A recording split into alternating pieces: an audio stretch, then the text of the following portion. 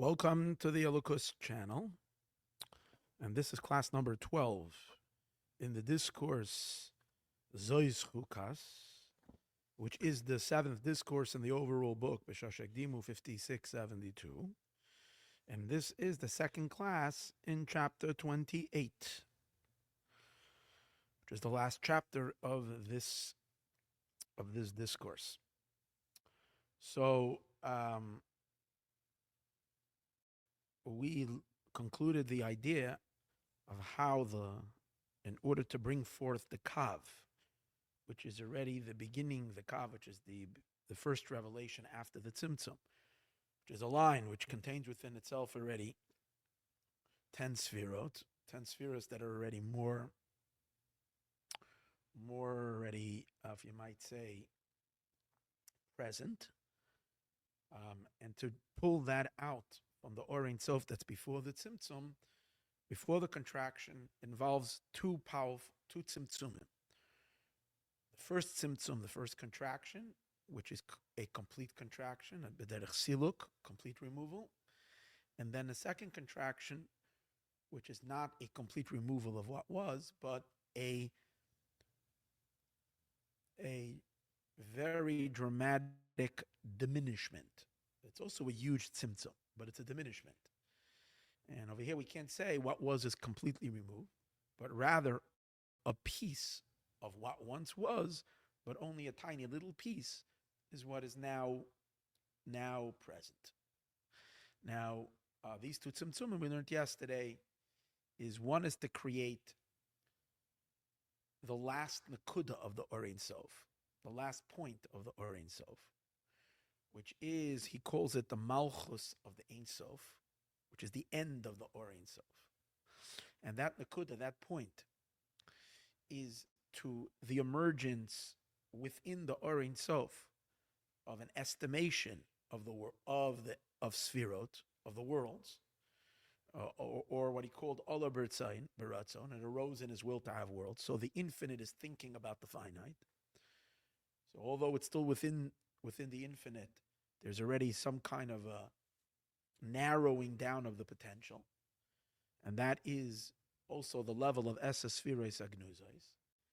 In order to bring that forth, there needed to be a tzimtzum b'derech siluk. In other words, when we say to bring that forth, it was there, it was genuzais, it was hidden.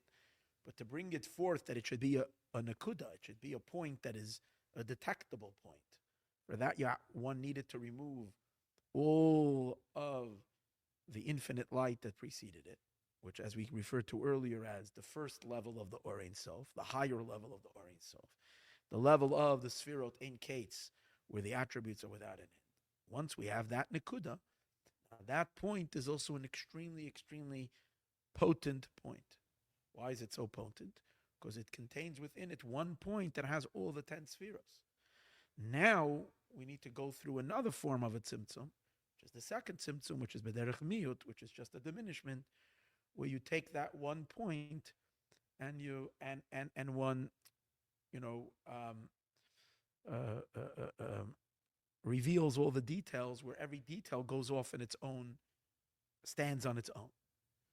And then when you look at each detail for its own, each letter on its own, it's like the example of taking a word and scattering the letters, although a little bit of the idea is there in every letter, but it's incomparable to the light that was shining when all the letters were together. So these are these two, and it's only after the second tzimtzum that emerges the kav, and the first nekuda of the kav is nekuda sachachma. Is that chachma is seen, and as we discussed yesterday, the meaning of kulam b'chachma sisa, that chachma is considered an action to God. That's not because of the second tzimtzum. That's because of the complete breakaway of the Or Ein Sof, which happened already after the first tzimtzum, the first part of the tzimtzum harishon, which was b'derech siluk, which removed the Or Ein Sof as it stands higher than the Esa Sfiros Agnuzos, which that is completely removed. There's no trace of that infinity left. That's the idea. Hold on one second. I'm just going to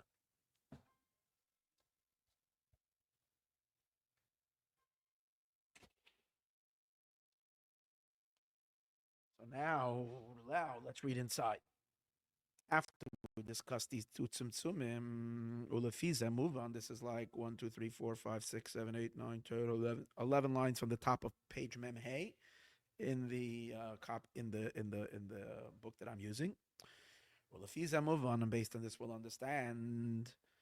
We now answering the question we're holding now in chapter 28. We're now going to answer a question that he posed in chapter 12. That's how the Maamor works. From chapter 12 to chapter 28. It's been many chapters and a lot of classes. But he's now addressing the question that he asked back then. He's answering it. And really the question was asked even before chapter 12. The question was initially posed, I think, in chapter 8. The question over there is, I'm sorry, I'm going to stop for a second because I have a phone that's not stopping to ring, and if I'm not going to put the ringer off, I'm not going to concentrate. So please bear with me for a second.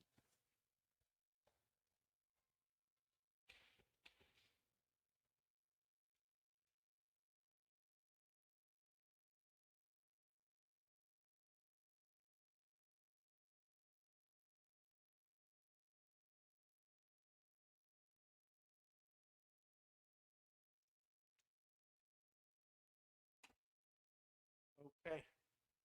So, what was the question? The question is, we find a contradiction when it comes to the sphirot of the attributes of Atzilus and the world of emanation. On the one hand, we say that what differentiates Atzilus from creation is that Atzilus is not a new entity. Atzilus is just Giloy Ahelim. It's not like creation, which is Yesh Me'ayin, something from nothing. There's something already, something new. And versus Atzilus, which is a continuation from what once was. It was a hidden potential, but the hidden potential has now been emerged and revealed. In other words, that says that Atzilus is very close to the Or Ein Sof. It's like a continuum from the Or Ein Sof, because it's born out of the Or Ein Sof in the manner where something that was really there, just was not noticed, has now emerged outward. But on the other hand, we say that even Chachma, which is the first of the most elevated of all the 10 Sfirot, we say about it, V'Chachma me'ayin timatze, that Chachma comes from ayin, which means that Chachma is something totally new. Chachma, which is wisdom, which is the first of the spheres, is totally new. Which means it's Yesh Me'ayin. It did not exist in a hidden state in its source. Then it's not something new. It's there. It's just not noticed, and it's now being highlighted. But we're saying no, Me'ayin. It's it's as if it has no source. It was born out of no. You can't trace it into the earlier stage. It has no roots in the earlier stage. There's a quantum separation between what was and what is Chacham, which makes that there's no that the 10 spheres are infinitely separate and not a continuation of Or Ein Sof. So this was the question that he asked all the way back in the beginning of the whole book.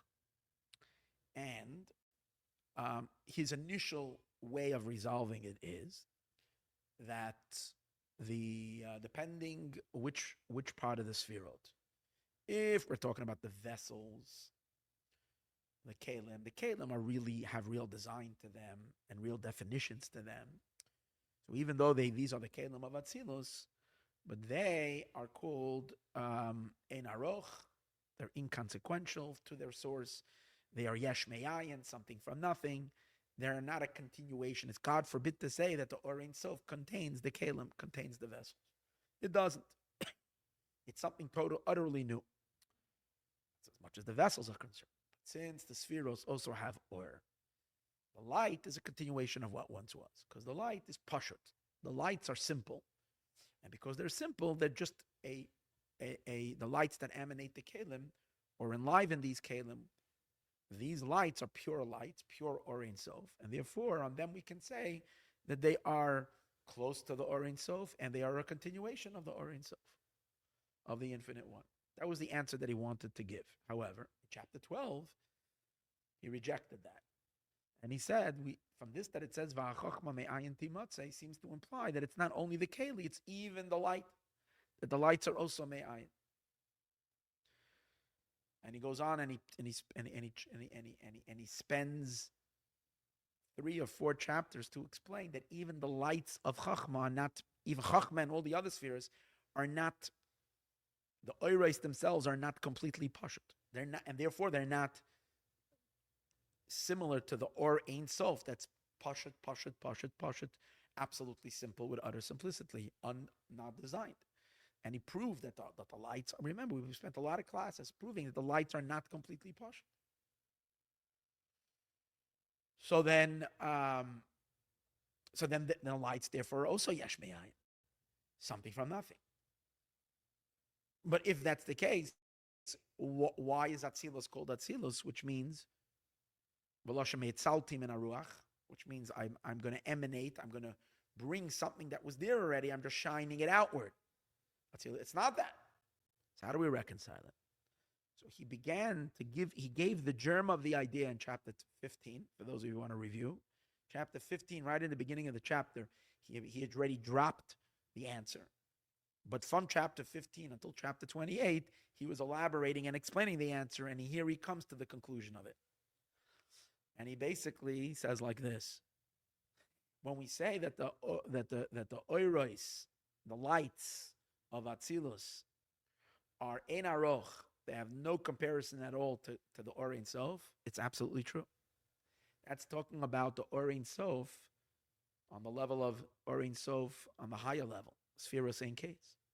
On that level of the Or Ein Sof, prior to the Hashem's Hashara, prior to God having an estimation for the world, and in that state where the potential was utterly infinite, without any limit, there was an expression.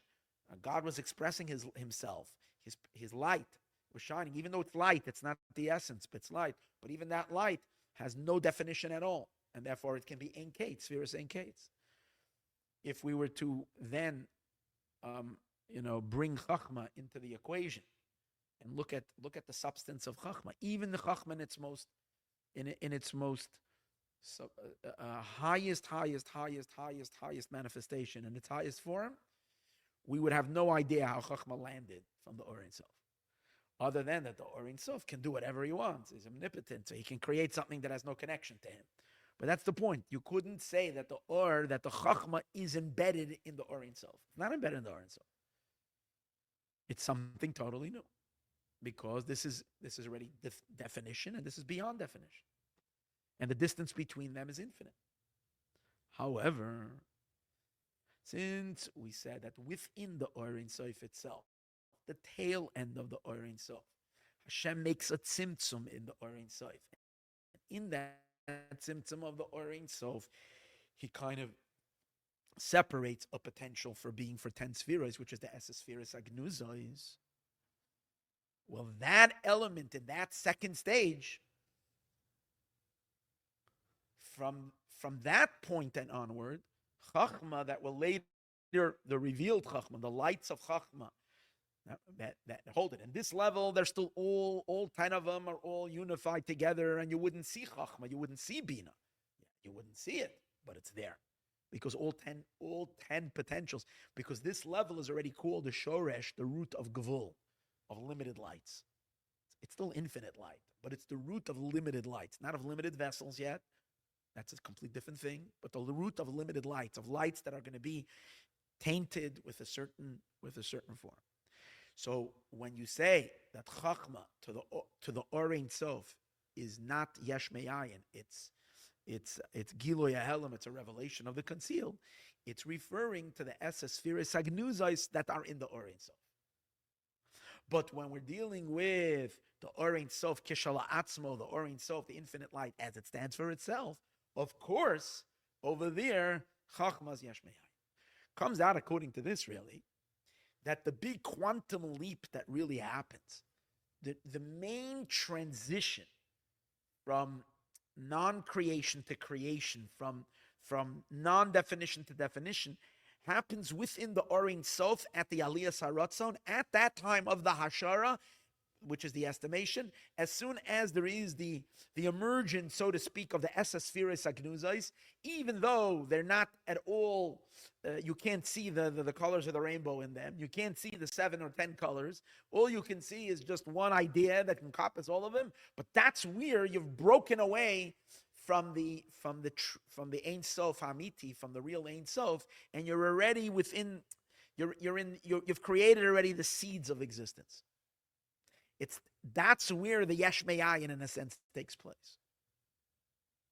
And therefore, what is that going to say? That from that level and onward, the spheres are just evolving. Obviously, the evolution that they're evolving from this stage to the next stage is going to be a tremendous drop. Because remember, there's a powerful tzimtzum, which is still part of tzimtzum arishon. It's still considered part of tzimtzum arishon. So it's an enormous tzimtzum. It's an enormous contraction. But it's a tiny, tiny, tiny fragment of what was. It's not totally new. But if you take this fragment and you measure it up, not just this fragment, even if you take the pre-fragment, if you take the Esespheres Agnuzais and you measure them up to the Or Ein Sof, which between them there was a tzimtzum of siluk legamri, a complete removal, without leaving nothing of that Ein Sof left over. Here is where the breakaway happens. Here is where there is a yesh me'ayin, something from nothing. So now let's read it inside. Well, if he's a move on, based on all of this, we'll understand how it is sha'akav, that the kav. So remember, the kav is the first emanation after the tzimtzum, where the light is finally emerging outward to become the energy for creation. This is a pure light, but it contains within itself 10 spheres. That's why it's a line, and as we discussed earlier, a line is made up of dots. And the dots are, one dot comes before the next dot, which that implies that Chachma is becoming before Bina. There is some differentiation already over here in the Kav.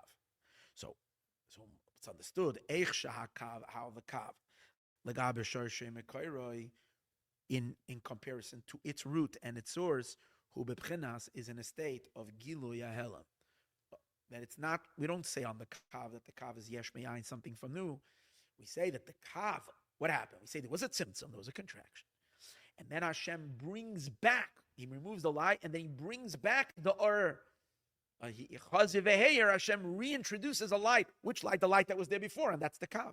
Comes out that the Kav was existing pre-tzimtzum. Yeah, it was existing pre-second point of the tzimtzum, but it was not existing pre-first part of the tzimtzum. Because over there, if the light existed before that, it wasn't in any way what it is. It was there. It was Ein Sof completely. It's not even a miyot. It's siluk. So that's the point. From the Esespheres Agnuzais, from the Malchus of the Ein Sof, from that level of Or, which is also called Or Ein Sof, from that level, the Kav is considered Gilo Yahelim. It's revealing the concealed. Even though it's coming through a tzimtzum, nevertheless, since that this level of tzimtzum that is affecting on this level of the Or Ein Sof, the tzimtzum is not a complete departure of what was. Kiyim, rather, this that the 10 potential spheros that are the Esespheres Agnuzais now became differentiated, for them to become individual spheros. And therefore, the first one of those 10 spheros, which is the Chachma, in essence, it's the same Chachma that was embedded in the Ein Sof. Which level of the Ein Sof? The Esespheres Agnuzais. It's not a different Chachma. It's just, when it was in the Ein Sof, it was brilliantly more bright. And now that it got separated, it became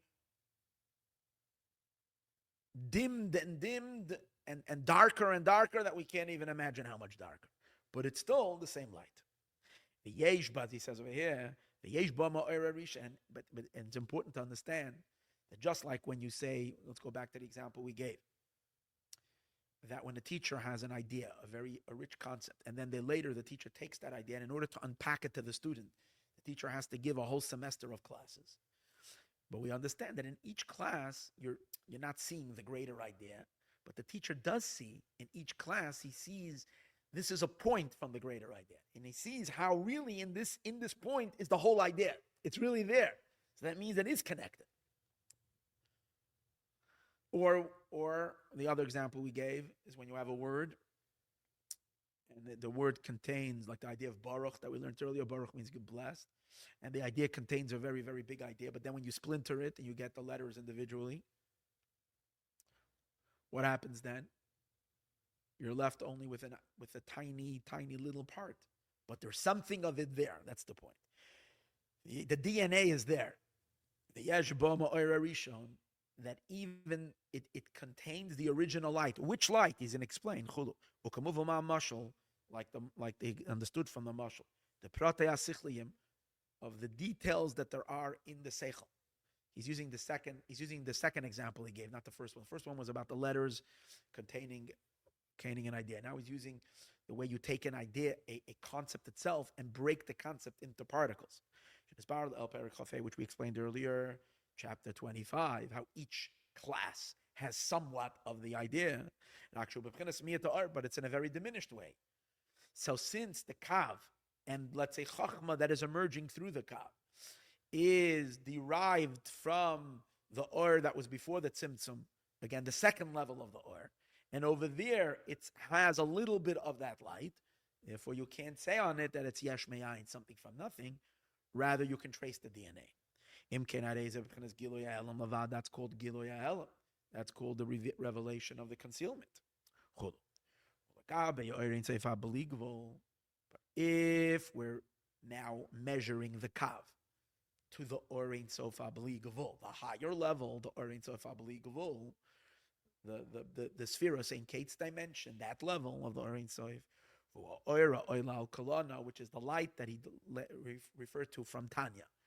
Remember, he said that when you have a word and a bunch of sentences come together, you have a greater concept there. But in addition to that, you have a light that rises above them, which we explained earlier means this subconscious or superconscious power that is not the idea. It's much higher than the idea. That's orchestrating the words. Remember, that is present there. It's having an influence, but an influence from a distance. So this is what he's referring to, and how that applies to the Orein Sof. It's the higher level of the Orein Sof. The Orein Sof, as it is purely in its infinite power and its infinite state and its endless, right? So then to that, the Chachma, and so to all the Sfirois, who be'ein aroich is be'ein aroch. To that, there's no equation at all, no comparison. Sharei nikra shorish u'makar hagvul, because this is called the root and the source of gvul. Now, I don't know when he says over here, hachachma v'chein kol ha'sfirois. When he says v'chein kol ha'sfirois, I understood it till now, meaning not just the individual chachma, but even all the spheres, which means even the conglomerate of all the spheres, even the essa spheres agnuzais, because when it's in all the spheres, is be'en aroch to the Orein Sof, which I think that's what it means. I don't think, because you can also learn it mean chachma, and not only chachma, but also bina, and also. But that wouldn't be a chiddush, because if chachma is be'en aroch, for sure bina is be'en aroch. What's bina? Bina is just deriving from chachma. Bina is less than chachma. And so that's it. So I think what he means, v'chein kol ha'sfiros, probably means even before they became differentiated, even when all the spheres were one nekuda, 1 point, but since they were already essa spheres agnuzais, they are be'ein aroich to the, in other words, Or Ein Sof B is Ein Aroch to the level of Or Ein Sof A. That's the idea. Shaharei Nikra, because this level is already called Shirish Umakar HaGvul, the root and the source for Gvul. Legabe Madregezu, compared to the Or Ein Sof. Remember, we said this is the source of the Mamala Kalalman, and compared to the Or Ein Sof, which is the source of the Soviv. Soviv is the infinite light. Commission is Baal El Perek Tezvav, like we said earlier in chapter 15. So number one, the reason why you can't compare it, there is a quantum, there is a complete disconnect. It's like something yesh me'ayin, it's totally new. So number one, because this is considered This level is already considered shoresh or makar hagvul. It's the root of limitation. And the Or Ein Sof is believable. And we know that it's explained in Tanya many places that gvul, limit, that anything that has limitations compared to the infinite, to believe gvul, is ein aroch, has no relationship whatsoever. There is an impossible gap that separates between the two. So that's number one. Secondly, it's also because, and again, it's like the second, the other side of the coin. In order to go from one to the other, how did Hashem do it? He had to remove whatever was completely without leaving even a trace. The gam, and also shahat simtzum, the interruption between the higher level of the Or Ein Sof and the revelation of the lower level. Understand something? The lower level was once included in the higher level. When it's included in the higher level, it's lost in the higher level and it's one with it. It's inseparable. But then it's not a potential for 10 spheres. It's just a potential for everything, which includes, of course, a potential for those 10 spheres. But when it becomes noticeable, when it becomes segregated, so to speak, in order to make that darker area in the Or Ein Sof, like a grayer area, like in the Or Ein Sof, that's like when you, on a document a lot of times, when you have like, and you highlight and you kind of make one sentence and you give it a darker background, kind of that idea. So within the Or Ein Sof, to highlight and to darken a little bit the Or Ein Sof at a certain place, that it should be a source only for 10 spheres, in order for that to happen, you have to remove the Or Ein Sof completely. That you shouldn't sense any of this in infinite and boundlessness. The Tzimtzum was in a state of complete siluk. Shenisha Rakareshim Levad. Oh, it's interesting. He's adding now a shocking word. It was siluk. Siluk means completely removed. But he says, Shenisha Rakareshim Levad. Something was left over. A little Roshem was left over, a little trace. Now, this seems to go against the concept of siluk. Siluk means complete removal. Okay. But now we know there's an exception. It's a complete removal, but a Roshem is left.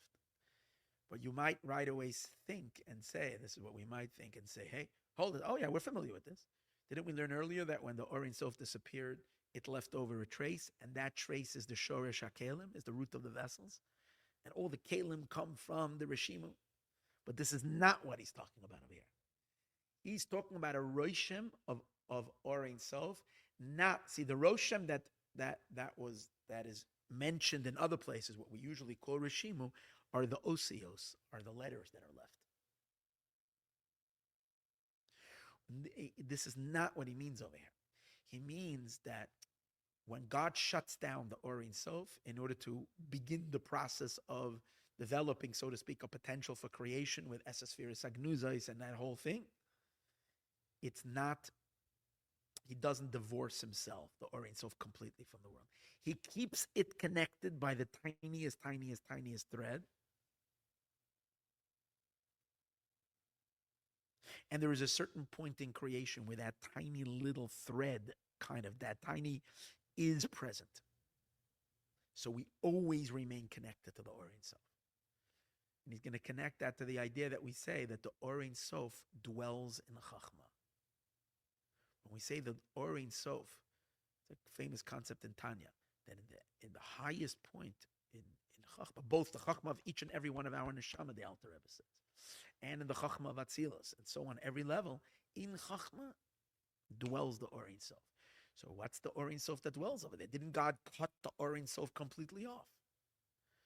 So we would say, maybe it means the light of the Kav, which the light of the Kav is a continuation of Or Ein Sof, but Or Ein Sof on the second level. Or Ein Sof of the Esespheres Agnuzis, but not Or Ein Sof to the full letter of the word. So he says, no. No. When we mean Or Ein Sof, we actually mean Or Ein Sof, Or Ein Sof. So we're going to have to be able to handle this seemingly contradiction. On the one hand, we say it's not B'derech Miyut, he's not shrinking the light. He's removing it completely, that they're pointed that there's no DNA left. But yet, he leaves over a Roshem.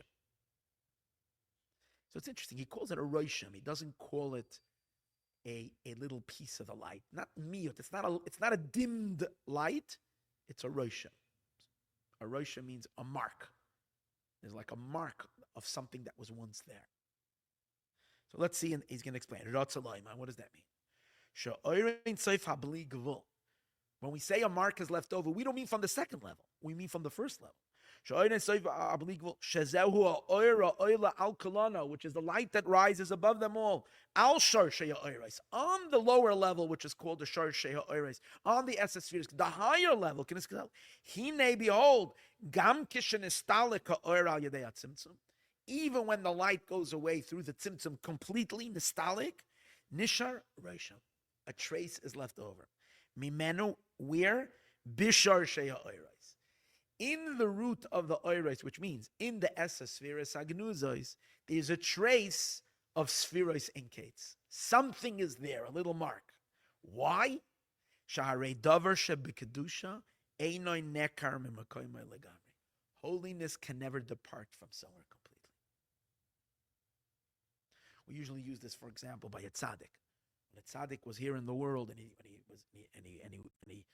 would sit in a certain chair, or he was in a certain office, or this was his Beis Hamedrash. We know that his shtender and his seat and everything that belonged to him remain holy, because there's a little trace of the tzaddik that's left. And that's based on the rule that davar shebekadusha, wherever there's holiness, since holiness is absolute truth, it's godliness, if even when it departs, it doesn't leave completely, it leaves a trace. So we have to say that when the Mishkan traveled and uprooted it from place to place, those 42 encampments, something was left. You can't say it was completely departed and nothing was left. A rosham, davar shebekadusha, never goes away completely. So when you say, when the light was nistalik, it departed, not completely. Kenoida. But it's only a rosham. And the next piece, which we're going to learn tomorrow, he's going to explain what that rosham is. And what does that mean? And how is it different than the Rishimo, which is the source of the Kalim? And he's going to explain the difference. But let's leave that to Ezra Hashem for the next class. Meanwhile, let Mashiach be here now.